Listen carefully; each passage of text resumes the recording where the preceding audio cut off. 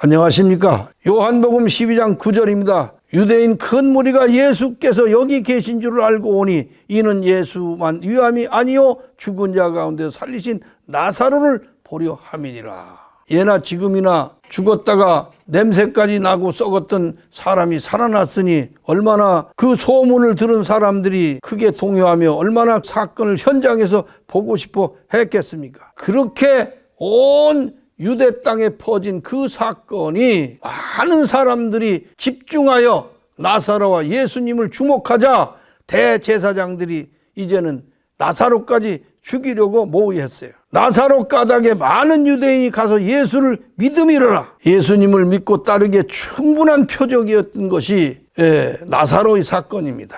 이튿날에는 명절에 온 큰 무리가 예수께서 예루살렘으로 오신다 함을 듣고 종려나무 가지를 가지고 맞으러 나가 외치되 호산나 찬송하리로다 주의 이름으로 오시느니 곧 이스라엘 왕이시여 하더라. 여러분, 예루살렘에 올라온 유대인들은 유월절 결례를 행했고 유월절 명절을 지키는 것보다 더 진짜로 관심이 컸던 것은 이 썩어서 냄새나며 나흘 동안 무덤에 있던 나사로를 살린 그 사건입니다. 죽은 자를 살리고 오병이어 떡 5개와 물고기 2마리로 5,000명을 먹이고 12강쥐를 거뒀던 이 예수의 사건을 이 사람 저 사람이 소문을 내며 유대나라에 전체에 퍼지게 되니까 이제는 이분이 정말 왕이 된다면 유대나라는 정말 로마의 압제에서도 벗어날 뿐 아니라 우리가 그렇게 원하던 모든 양식도 풍성해질 것이고 어떤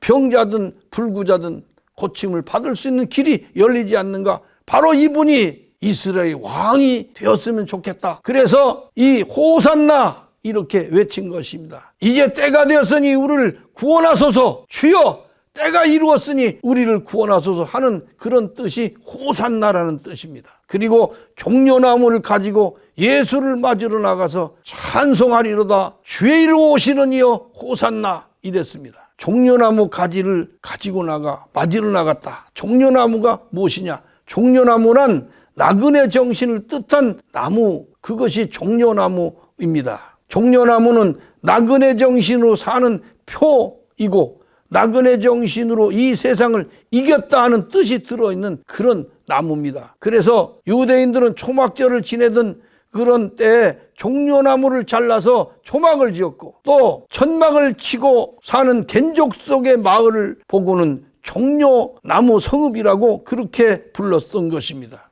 에스겔 40장 16절서부터 쭉 41장 19절까지 쭉 읽어보시면 참 종려나무에 대한 구체적인 얘기들이 많이 나옵니다. 창 좌우편 위에 종려나무 가지를 새겨서 얼굴을 들면 언제나 볼 수 있게 하였어요. 이것은 인간의 삶 속에서 어디든지 나그네 정신을 볼 수 있게끔 그런 행실을 하고 그렇게 믿음을 가져라는 말씀입니다. 문벽 위 양쪽 벽 위에도 종려나무를 새겼다. 또 현관 문벽 위에도 종려나무를 새겼다. 바깥들로 향하는 문벽 위에도 이편 저편에 종려나무를 새겼다. 에스겔 41장 25절까지 쭉 나옵니다. 땅에서부터 문통 위에까지 그룹들과 종려나무들을 새겼으니 성전 벽이 다 종려나무로 새겼더라. 현관 좌우편에 닫힌 창도 새겼고 골방과 디딤판도 종려나무로 새겼다. 그룹에 있는 두 얼굴이 하나는 사람의 얼굴인데 이편 종려나무를 향하였고 하나는 어린 사자의 얼굴인데 저편 종려나무를 향하였으며 하나님께서 에스겔에게 이상 중에 나무로 향한 형상을 보여주시면서 인자야 그것을 눈으로 보고 귀로 들으며 네 마음으로 생각하라. 에스겔이 본 그 성은 위아래 다 어디를 둘러보아도 온통 종려나무 가지로 새겨졌고 창으로 들여다봐도 밖으로 나가봐도 종려나무 투성이었어요. 이 성전은 예수 그리스도의 나그네 정신을 상징하는 것으로 예수님은 먹는 것도 나그네 정신이요 사신 것도 나그네 정신이요 말하자면 종려나무요 말씀하시는 것도 그가 눈물을 흘리시며 우신 것도 다 나그네 정신이었습니다. 그가 사람들에게서 느끼시는 것도 나그네 정신을 위함이고, 그가 사람들을 사랑한 그 사랑의 정신도 나그네 정신이었습니다. 혼자 있을 때도, 여럿이 있을 때도, 앉아 있을 때도, 서 있을 때도, 걸을 때도, 쉴 때도, 기쁠 때도, 슬플 때도 언제나 이 에스겔서의 종려나무로 온통 새겨놓은 것처럼 예수님의 생애는 온통 나그네 정신뿐이었다는 것입니다. 그런데 여러분, 이렇게 정확한 나그네 정신, 예수님의 정신을 왜 말하지 않고 전하지 않는 것입니까? 이것을 말하는 사람이 이상한 사람입니까? 여러분, 분명히 말씀드리거니와 나그네 정신이 아니면은 하나님 나라에 갈 수가 없어요. 이 에스겔서에 나오는 모든 것이 종려나무가 다 나그네 정신을, 그것을 표현한 것이고, 성경에 나오는 많은 것들 가운데 상수리나무라든가 또는 까마귀라든가 당나귀라든가 이런 모든 것, 짐승도 나무도 나그네 정신을 표현하고 상징하는 것들이 아주 많습니다.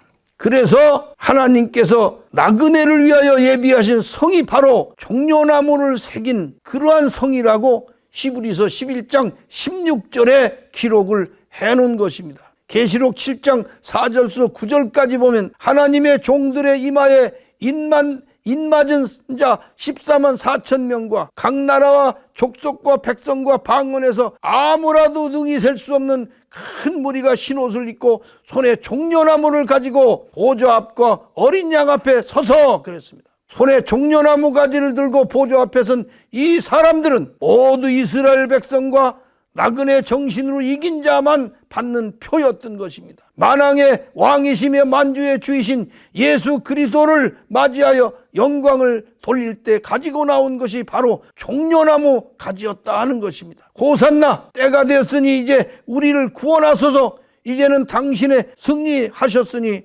우리를 구원하소서. 우리를 나그네 정신으로 가르치시고 나그네 정신으로 인도하시고 나그네 정신으로 우리 중심에 주셔서 이제는 변하지 않는 신앙, 하늘을 향하여 가는 나그네의 길을 완성케 하소서. 이것이 호산나의 뜻입니다. 예수님이 들어오실 때 호산나하고 외쳐야 하는 것입니다. 예수님이 어린 한 나귀를 만나서 타시고 예루살렘으로 들어가셨을 때 사람들이 외쳤습니다. 호산나, 다윗의 이름으로 오시는 이여, 왕이여, 호산나. 우리 심령에 말씀을 타고 들어오시는 예수님을 향해서 호산나 하면서 소리치고 감격하고 감사하는 신앙의 성도들이 될 때 예수님이 우리 심령에 이제 중심이 되시고 우리 심령의 모든 것을 다 인도하시는 그런 주님의 역할을 이루시는 것입니다. 여러분, 호산나를 외치면서 신앙의 아름다운 길을 걸어가시는 여러분 되시기를 예수 이름으로 축복합니다. 감사합니다.